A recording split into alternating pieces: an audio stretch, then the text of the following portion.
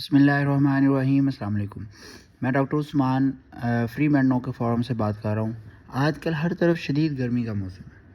سوچا کہ کیوں نہ گرمی سے کئی منسلک بیماریاں ان میں سے کسی ایک کا ذکر کر دوں۔ گرمی سے منسلک بیماریوں میں سب سے خطرناک جو بیماری ہے وہ ہیٹ سٹروک۔ اب یہ کیا ہے، اس کی کیا ڈیفینیشن ہے؟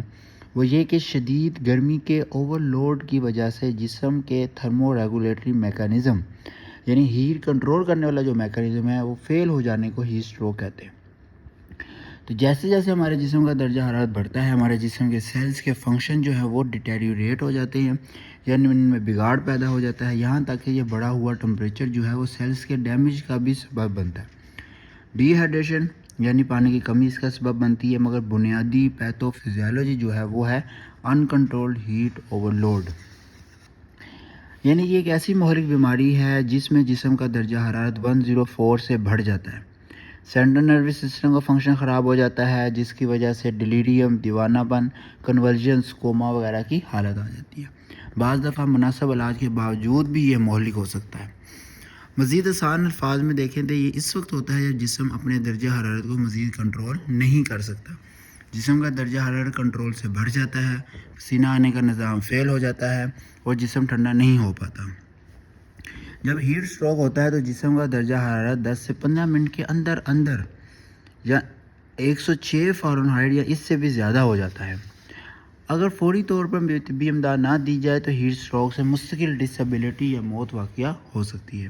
اب ہم آتے ہیں اس کی علامات کی طرف کہ کون سی علامات ہیں جس کو پہچان کر اس سے محفوظ رہا جا سکے۔ گرم خشک جلد کا ہونا، جسم کا درجہ حرارت بہت زیادہ ہو جانا، بہت زیادہ پسینہ آنا، کنفیوژن کی حالت ہو جانا، آلٹرڈ مینٹل سٹیٹ، صحیح طور پر بولا نہ جا سکنا، بے ہوشی کی حالت کا آنا، فوری علاج نہ کیا جائے تو ہیٹ سٹروک جان لیوا ثابت ہو سکتی ہے۔ اب ہم آتے ہیں کہ کرنا کیا ہے، کہ اگر ہم ایسا مریض دیکھیں تو ہم نے کیا کرنا ہے، کس طریقے سے ہم اس کو بچا سکتے ہیں، کیونکہ قرآن میں ارشاد ہے کہ جس نے ایک شخص کی جان بچائی اس نے پوری انسانیت کی جان بچائی۔ تو اس کو غور سے سنی، ہو سکتا ہے کہ ہم کسی انسانی جان کو بچانے کا ذریعہ بن جائیں۔ یہ جو علامات میں نے بتائی ہیں اگر وہ دیکھے تو فوری طور پر ایمرجنسی ایمبولینس پر کال کر دیں۔ ایمبولینس کے آنے تک کیا کرنا ہے کہ اس کی جان بچ سکے؟ نمبر 1، اس مریض کو فوراً سایہ دار اور ٹھنڈی جگہ پر لے جائیں۔ نمبر 2، اس کے زائد کپڑے اتار دیں۔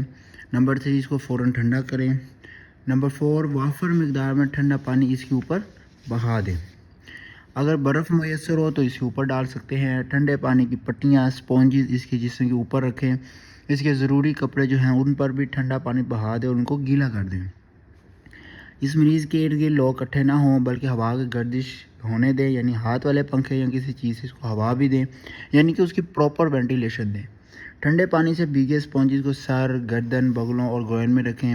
ٹھنڈے پانی سے یہ ہے وہ اس کی جو ہیٹ ہوتی ہے وہ کم ہوگی۔ اگر مریض نیم بے ہوشی کی حالت میں تو اس کے منہ میں پانی ڈالنے کی کوشش نہ کریں، پانی پلانے کی کوشش نہ کریں کہ وہ سانس کی نالی میں بھی جا سکتا ہے۔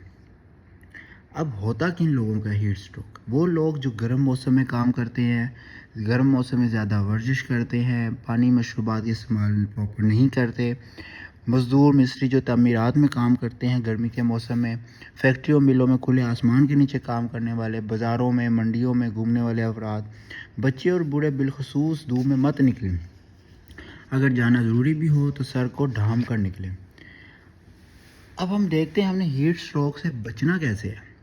یہ ہر پڑھے لکھے ان پڑھ افراد کے علم میں ہونا چاہیے جو بھی گرم ماحول میں پھرتے ہیں۔ چند احتیاطیں ہیں وہ اس پر عمل کر کے ہم ہیٹ سٹروک سے بچ سکتے ہیں۔ نمبر 1، وافر مقدار میں پانی پئیں، قدرتی شکل میں مشروبات پئیں۔ احتیاط رہے کہ مشروبات نان الکوہلک ہونے چاہیے۔ اگر پیاس نہ بھی ہو تو بھی آپ پانی یا مشروبات میں سے کچھ بھی آپ گھونٹ گھونٹ اسے پیتے رہیں۔ اور اہم بات یہ بتاؤں کہ ایسے مریض جن کو ایکسیسو فلوئڈ کی ضرورت نہیں ہوتی، یعنی منع ہوں، وہ ڈاکٹر کے مشورے سے یہ کریں۔ انفیکٹ ایسے مریضوں کو گرم ماحول میں جانا ہی نہیں چاہیے کہ کوئی خطرناک نوعیت ہے۔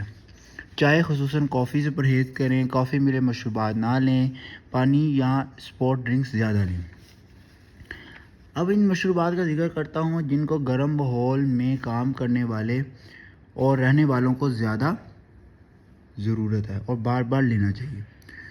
اس میں ہے کہ ORS کا ملا پانی لیں، نمکول کا پانی لیں، وقفے وقفے سے استعمال کریں، لیمبو کی نمکین سکنجبی لیں، تربوز یا اس کا جوس لیں، موسمی پھلوں کا تازہ جوسز لیں، املی آلو بخارے کا شربت لیں، دودھ کی نمکین لسی جسے کچی لسی کہتے ہیں وہ استعمال کریں، دہی کی نمکین پتلی لسی لیں. تخم بلنگا جسم کے اندرونی درجہ حرارت کو کم کرتا ہے، یہ بھی کسی مشروبات میں ڈال کر استعمال کریں. گوند کتیرا یہ بھی ایک کولنگ ایجنٹ ہے اور جسم کے اندرونی ٹمپریچر کو کم کرتا ہے، ڈی ہائیڈریشن سے بچاتا ہے اور ہیٹ اسٹروک سے بچاتا ہے. اپنا بہت خیال رکھیں. اللہ حافظ.